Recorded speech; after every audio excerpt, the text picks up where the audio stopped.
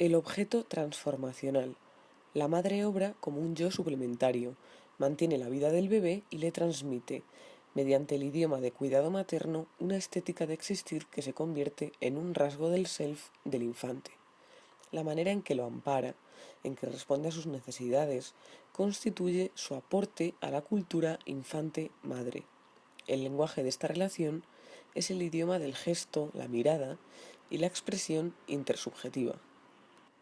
Cuando una madre pone al infante boca abajo, lo alza de la cuna, le cambia los pañales, le habla, le canta, no solo le está brindando toda clase de gratificaciones libidinales, sino que también le está estimulando y preparando sus acciones de sentarse, ponerse de pie, gatear, caminar, es decir, le está preparando el desarrollo de una actividad. Winnicott usa el término madre ambiente para referirse a esta madre abarcadora. Dice que ella, la madre, es el ambiente total para el niño. La madre es identificable y significante menos como un objeto que como un proceso que es identificado con transformaciones acumulativas interiores y exteriores. ¿Qué es el objeto transformacional? Es la experiencia subjetiva primera que el infante hace del objeto, la huella que ese vínculo temprano ha dejado en el adulto. Es identificado vivencialmente por el infante con procesos que alteran la experiencia de sí. Es una identificación que emerge de un allegamiento simbiótico, donde el objeto primero es sabido como una recurrente experiencia de existir. La madre, que aún no ha sido diferenciada del sí mismo, es experimentada como un proceso de transformación, y este aspecto de la existencia temprana pervive en ciertas formas de búsqueda de objeto en la vida adulta, en que éste es requerido por su función de significante de transformación. En tales casos, el adulto lo que ansía no es poseer el objeto, sino que lo busca para entregarse a él como un elemento que transforme el self. La memoria de esta temprana relación de objeto se manifiesta en la búsqueda de un objeto que traiga la promesa de transformar el self. Cuando el infante crea el objeto transicional, el proceso transformacional se desplaza de la madre ambiente, donde se originó, a innumerables objetos subjetivos. El objeto transicional da al infante la posibilidad de jugar con la ilusión de su propia omnipotencia, la posibilidad de concebir también la idea de eliminar al objeto, y que a pesar de ello, éste sobreviva a su trato despiadado, y descubrir la libertad de la metáfora. Lo que fue un proceso real se puede desplazar a ecuaciones simbólicas. El objeto transicional es el primer acto creativo del infante y es indicativo de la experiencia subjetiva. La búsqueda del objeto transformacional en la vida adulta. La sensación de memorar algo que nunca se aprendió cognitivamente, sino que se supo existencialmente. Ciertos pacientes fronterizos repiten situaciones traumáticas porque de ese modo recuerdan existencialmente sus orígenes. Ciertas formas de heteromanía pueden ser ensayos de establecer el otro como el objeto transformacional. Una de las patologías más comunes de la relación de objeto transformacional se presenta en el self esquizoide. Pese a sus dones del yo, la inteligencia, el talento, los logros, en su persona se siente desolado y triste, sin estar clínicamente deprimido. La búsqueda del objeto transformacional en individuos con caracteres narcisistas y esquizoides equivale a un reconocimiento interior de la necesidad de reparación del yo, una búsqueda de salud un tanto maníaca. Hay una madre mínimamente transformativa, que se observa en la débil transferencia, luego en el análisis. La relación de objeto regresiva es identificada con una reparación básica del yo. En análisis puede suponer la incapacidad del paciente para llegarse al analista como persona real, al mismo tiempo que mantiene una relación intensa con el analista como objeto transformacional. Estos pacientes quieren alcanzar un clima especial con el analista. Al comienzo las interpretaciones de este importan menos por su contenido y más por lo que se experimenta de presencia materna, de respuesta empática. La neutralidad analítica de expresión que pretende mitigar el miedo del paciente histérico u obsesivo a sentirse criticado y facilitar la asociación, tiene en pacientes narcisistas y esquizoides otros resultados. Se centrarán en el son de la voz del analista, en que permanezca constante. Hace falta una experiencia inicial de sucesivas transformaciones del yo que se identifiquen con el analista y el proceso analítico. Nuestra confiabilidad, no intrusividad, el pensamiento empático, suelen ser más maternales que el cuidado real que les brindó su madre. En estos momentos, la identificación que el paciente hace del analista como objeto transformacional no difiere mucho de la que estableció entre la madre y sus procesos. La identificación de transformaciones del yo con la madre por parte del infante es una identificación perceptual, no un deseo, como la del adulto con el analista. Es necesario e inevitable en pacientes narcisistas, fronterizos y esquizoides. El numen del objeto y los decretos de lado. Nuestro acuerdo colectivo en que el mundo es algo que compartimos todos se entrelaza con otra licencia poética, que los términos que empleamos para describir el mundo son los adecuados para representarlo, es decir, que el lenguaje funciona a través de la ilusión. Los decretos de lado.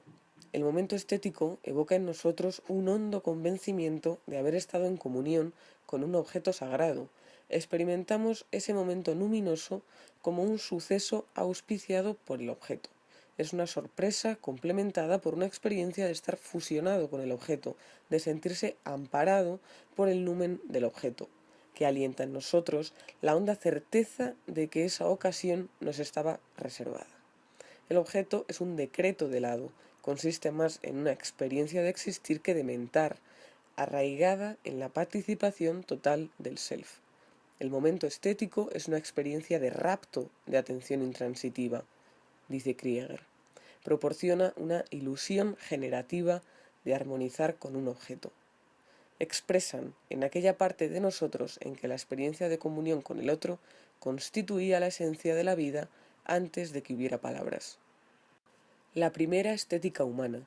El idioma de cuidado de la madre y la experiencia de ese trato es la ocasión más profunda en que la naturaleza del self es formada y transformada por el ambiente. El placer luminoso de sentirse amparado por un poema, por una canción o por una pintura reposa en estos momentos. El infante tiene su propia forma intrínseca, dado el diseño de su disposición heredada y sus propias capacidades cognitivas, es decir, sus aptitudes del yo, que sesgan su experiencia subjetiva de la realidad. Ha de predisponer todas las experiencias estéticas futuras que pongan a la persona en comunión subjetiva con un objeto. Toda experiencia estética es transformacional. La búsqueda de lo que Krieger denomina el objeto estético es una persecución del objeto transformacional. Según la representación que recojamos de la experiencia subjetiva que la persona guarda de su infancia, haremos foco sobre sus aptitudes y faltas de aptitud. La transformación primaria es un vacío. La desesperación y la ira se mudan en plenitud y contento.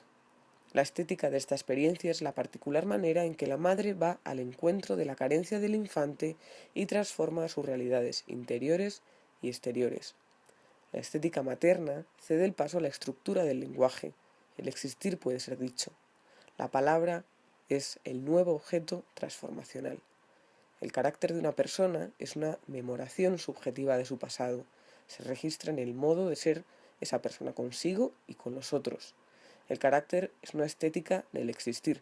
Su modo de tratarnos influirá sobre el modo en que tratemos a nuestro self. Si los talantes interiores del infante no son transformados en lenguaje, puede dar lugar a la posición del carácter esquizoide, donde el lenguaje está disociado del sentimiento. El numen del lugar. El lector de The Wind in the Willows, El viento en los sauces, descubre que en realidad rata y topo experimentan la salida del sol, pero no pueden verla, solo experimentan el efecto que produce en el ambiente que los rodea.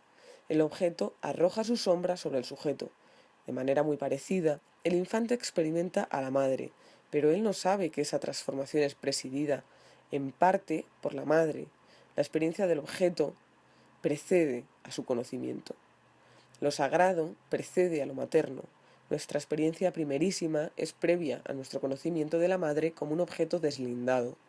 Querer alcanzar un objeto transformacional es una búsqueda memorativa interminable de algo futuro que reside en el pasado. El sujeto anda en busca del objeto transformacional y aspira a un encuentro en armonía simbiótica dentro de un marco estético que contenga la promesa de metamorfosear el self. El self como objeto. Winnicott afirmó que no existe algo que sea un bebé sin una madre. Opinaba también que no existía un adulto sin una porción de bebé y de madre, o que no existe adulto que, en relación consigo mismo de objeto, no gobierne ciertos aspectos de sí mismo como lo harían una madre o un padre con un niño, sea existencialmente por su conducción de sí, sea representativamente por autoobjetivación. El espacio intrasubjetivo y la relación con el self como objeto. Freud dijo, el superyo identifica aquella parte del alma que nos habla como a su objeto. Por ello, es indispensable averiguar la manera en que cada persona se trata a sí misma como objeto dentro de un espacio intrasubjetivo. La conducción del self como objeto. El idioma espaciotemporal de cada persona es reflejo del trabajo integrador de una fantasía inconsciente que a su vez refleja el registro que el yo conserva de la experiencia temprana del infante sobre su posición en la puesta en escena objetal. Es una forma de saber a la que le falta ser pensada, constituye parte de lo sabido no pensado. El sueño como puesta en escena para la relación con el self como objeto. ¿De qué modo es conducido el soñante como sujeto vivenciante dentro de sus guiones alucinados? La experiencia onírica constituye por sí misma una relación de objeto. Hay que considerar su realidad emocional dentro del sueño y los pensamientos que tuvo mientras permanecía dentro del sueño onírico. Lo mismo con los sueños diurnos. La evolución de la relación con el self como objeto. La estructura del yo es la huella de un vínculo. En el drama del otro, soñar. En el sueño, el sujeto, el self, es instalado en una alegoría de deseo y terror modelada por el yo. Por tanto, el sujeto es el objeto del yo.